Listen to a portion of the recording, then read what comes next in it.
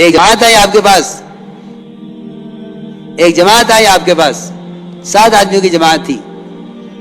حضرت حیات الصحابہ میں حدیث علقمہ کے نام سے اس روایت کو نقل کیا ہے. جماعت آپ کے پاس آئی، آپ نے پوچھا ما انتم، تم کیا ہو؟ یہ فرمایا کون ہو؟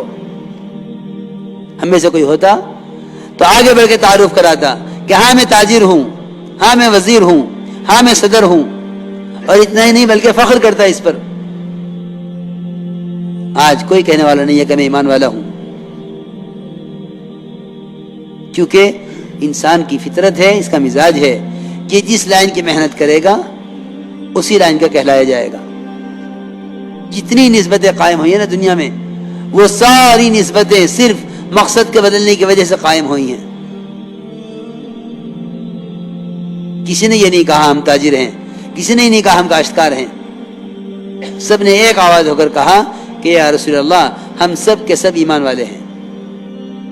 آپ نے فرمایا تمہارے ایمان کی کیا علامت ہے، کیا دلیل ہے کہ تم مومن ہو؟ انہوں نے عرض کیا کہ ہمارے اندر 15 خصلتیں ہیں. سب سے پہلی بات تو یہ ہے کہ 5 چیزیں ہمیں آپ کی جماعت نے آ کر سکھلائی ہیں کہ ہم ان پر یقین رکھیں، ان پر ہمارا ایمان ہے. پہلی بات یہ ہے کہ ہم ایمان لائے اللہ پر، اس کے فرشتوں پر، اس کی کتابوں پر، اس کے رسولوں پر اور آخرت کے دن پر. اس پر ہمارا ایمان ہے. آپ نے فرمایا وہ 5 باتیں کیا ہیں جن پر تمہارا عمل ہے؟ عرض کیا کہ آپ کی جماعتوں نے آ کر ہمیں 5 باتیں وہ سکھلائی ہیں جن پر ہمارا عمل ہے کہ ہم سب سے پہلے گواہی دیتے ہیں اس بات کی کہ اللہ کے سوا کوئی عبادت کے لائق نہیں اور محمد صلی اللہ علیہ وسلم اللہ کا بندہ، اس کے رسول ہیں.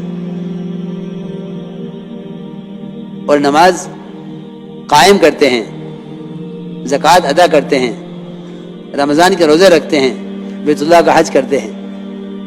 یہ 5 وہ ہیں جن پر ہمارا عمل ہے. یہ فرمایا کہ نماز قائم کرتے ہیں. میرے بزرگ دوستو عزیزو، نماز کا اگر نماز قائم کر لی جاوے، واقعی نماز قائم کر لی جاوے، تو یقینی بات ہے کہ پورا دین قائم ہو جائے گا. کیونکہ آپ نے فرمایا ہے، یقینی بات ہے، من اقامہا فقد اقام الدین. جس نے نماز کو اس طرح پڑھ لیا جس طرح نماز پڑھنے کا حکم ہے، من اقامہا، جس نے نماز کو اس طرح پڑھ لیا جس طرح پڑھنے کا حکم ہے، اس نے اپنے پورے دین کو قائم کر لیا ہے. کیونکہ پورے دین کا سدھار اور پورے دین کا قیام وہ نماز پر موقوف ہے. میرے دوستو عزیزو، یہاں تو کوئی الزام دیے ہوئے ہے ماحول کو، کوئی الزام دیے ہوئے ہے شیطان کو. حالانکہ میں بہت ضروری بات عرض کر رہا ہوں، سب سے پہلا الزام بے دینی کا، سب سے پہلا سبب وہ تو میری اپنی نماز ہے، وہ تو میری اپنی نماز ہے. تو یہ بات دیکھنے کی ضرورت ہی نہیں ہے. حکام بدلیں گے تو حالات بدل جائیں گے، ماحول بدلے گا تو حالات بدل جائیں گے. نہیں، سارے دین کا مدار تیری اپنی نماز پر ہے. اس لیے کہ بات حق ہے، من اقامہا فقد اقام الدین. جو نماز کو اس طرح پڑھ لے جس طرح پڑھنے کا حکم ہے.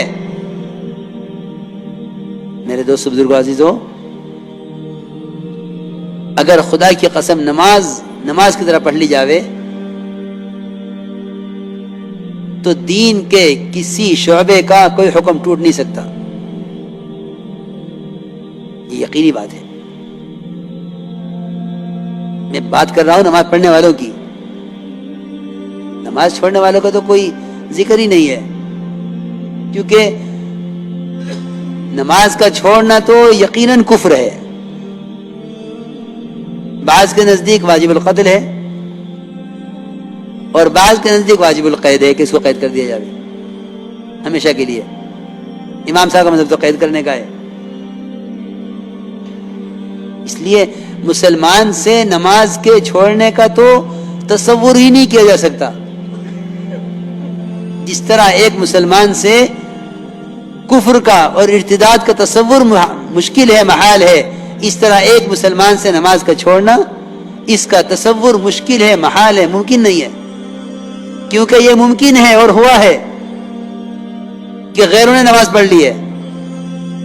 میں نے ابھی عرض کیا تھا واسع بن اسحاق کا واقعہ کہ نماز پہلے پڑھی انہوں نے، اسلام بعد میں قبول کیا. یہ تو ممکن ہے کہ ایک کافر نماز پڑھ لے، مگر یہ ممکن نہیں ہے کہ ایک مسلمان نماز چھوڑ دے. یہ تو ممکن ہے کہ کافر نماز پڑھ لے، یہ ممکن نہیں ہے کہ ایک مسلمان نماز چھوڑ دے.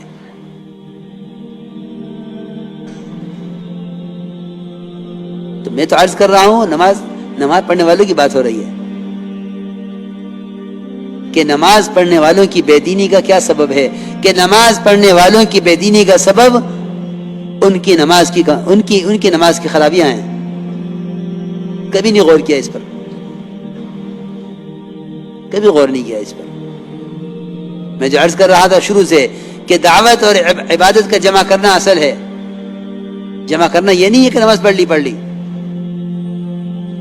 بلکہ ابن عباس اور عبداللہ ابن مسعود دونوں کا قول ہے کہ جس شخص کی نماز اس کو منکر سے نہیں روکتی، اس کی نماز اس کو اللہ سے دور کرتی رہتی ہے. نماز تو اللہ کے قرب کا سبب ہے، مومن کی معراج ہے. تو یہ کیسے ممکن ہے کہ نماز اللہ سے دوری کا سبب بنے؟ اس سے زیادہ قرب کا تو کوئی موقع نہیں ہے. تو مومن کی معراج ہے. اللہ مجھے معاف فرمائے. کیا نماز پڑھنے والوں کی نماز اور کیا نماز پڑھانے والوں کی نماز. صلو کما رأیتمونی اصلی صرف ایک نماز کو نمونہ بنایا گیا ہے، صرف ایک نماز نمونہ ہے، باقی خدا کی قسم کسی کی نماز نمونہ نہیں ہے.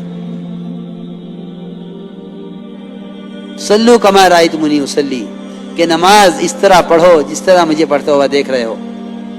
صحابہ کرام نے آپ کی نماز کو جس طرح دیکھا اس طرح نقل کر دیا.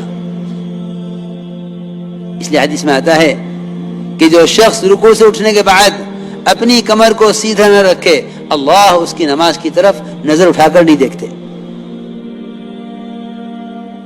صحیح حدیث ہے.